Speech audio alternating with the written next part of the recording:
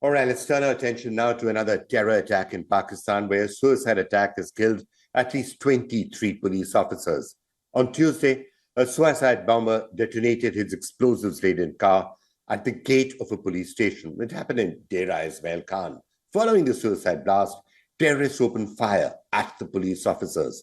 The exchange of fire went on for hours. A terrorist group named Tehreek-e-Jihad claimed responsibility for the attack.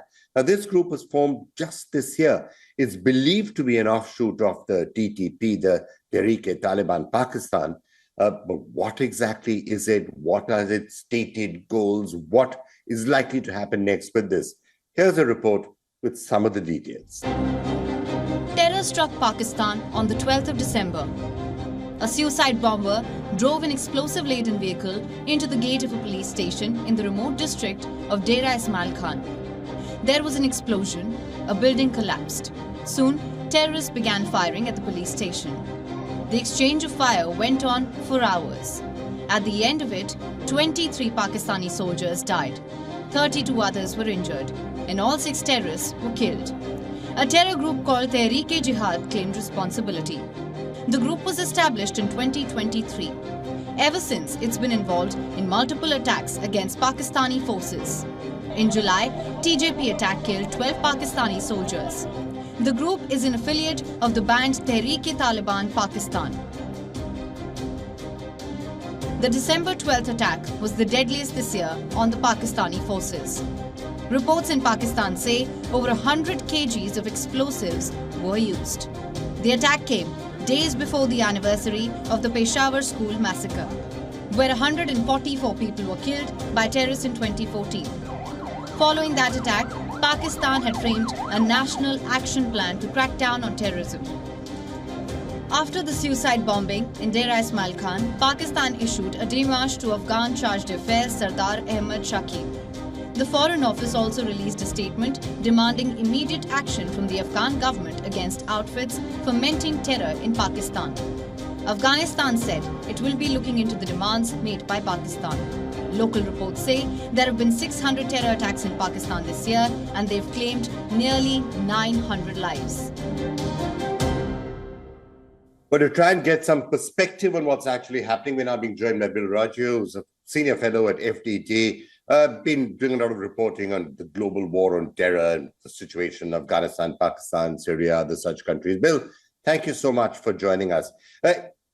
How do you rate whatever's happening right now, these attacks that we are seeing now? Is the problem of terrorism inside Pakistan? That means terror not aimed at outside people, but aimed at Pakistan itself. Is it spiraling out of control? Is this something new that we are seeing, more of the same? Good morning, and thanks for having me on. Yes, it is. What we are witnessing is more of the same.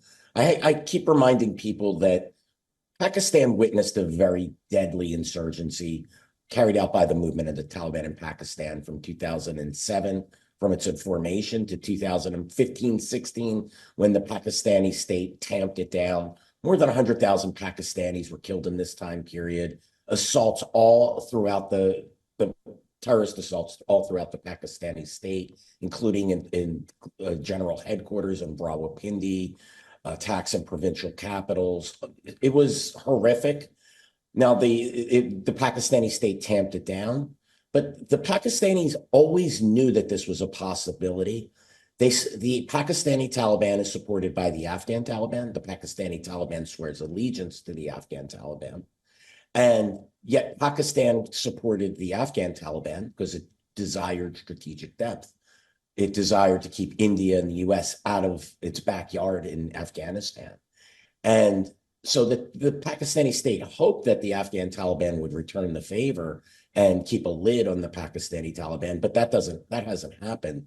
I maintain that the Pakistani state is far more interested in maintaining its strategic depth in Afghanistan than it cares about its own citizens. Again, during that 2007 and 2015-16 time period, more than 100,000 Pakistanis were killed by the movement of the Taliban in Pakistan, and yet the Pakistanis still continued to play a cynical game. If it could weather 100,000 casualties, it'll weather Yeah. a couple of out. Well, actually, I'm just wondering whether you would trace the origin of this back even further than that. I mean, is it part of the continuum that actually began all the way back in Operation, Tupac, launched by Zia-ul-Haq? The fact when the Pakistanis started setting up groups like the Lashkar-e-Toiba, the Harkat-ul-Ansar, and groups like that, way back, in fact, even before 9/11 is when the world woke up and started to see what was happening.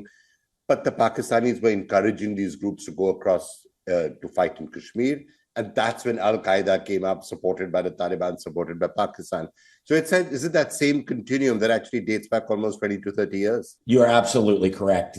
Those were groups that the Pakistanis thought they could control. And then along comes the phenomenon of Al-Qaeda that embeds with the Taliban. They became strong allies. Of course, all of the Pakistani terror groups, Lashkar-e-Taiba, and et cetera, the alphabet soup of Pakistani terror groups that were directed at India, they all coalesced and came together to fight the U.S. after it invaded Afghanistan post 9/11. And the Pakistanis didn't realize what was happening, or either they didn't realize it, or they understood exactly what was happening and allowed it to happen anyway in its desire for strategic depth. And, the Pakistanis are directly responsible for what they have been experiencing, these deadly attacks on its soldiers, on its police, on its civilians, on its government officials. The deep state, the ISI, Inter Service Intelligence Director, the Pakistani military, Pakistani politicians, they're all colluded in creating this monster that has turned on it over the last 15, 16 years. So, when we keep hearing these reports, which have been getting a lot of attention, certainly in India and in other parts of the world, there are extremists and terrorists in Pakistan who, for example, are being killed right now by unknown gunmen. It's not clear what's happening exactly. Do you think it's could be part of a cleaning up by the Pakistani state itself? Could it be? I mean, we don't know. There's some allegations it's happening from across the border, from India, but could it also be elements in the Pakistani state trying to get rid of these people who are eventually going to be a threat to Pakistan itself? It's certainly a possibility. I would put the number one culprit as being the Islamic State, which is an enemy of the Pakistani Taliban as it's in Al-Qaeda's orbit, right? The Islamic State, Al-Qaeda ejected the Islamic State in 2014 because its leader refused to swear allegiance or to maintain his allegiance to Al-Qaeda. And then you've had this split ever since. That would be my number one culprit, but I certainly would have put it past Indian intelligence or elements of the Pakistani state going after the ones that they feel they can't control. And there certainly are Pakistani Taliban movement and Taliban and Pakistan leaders who I think the Pakistanis believe they can keep the reins on, and some who are out of bounds. And the Pakistani state did target the movement of the Taliban in Pakistan during, actually since 2007. So it's certainly, I don't discount that, but I believe that a lot of these assassinations that we're hearing about are very likely linked to the Islamic State, to that rivalry. All right, that's a really interesting perspective, and keep an eye on that as well. But Roger, thank you so much for joining us. Thank you very much.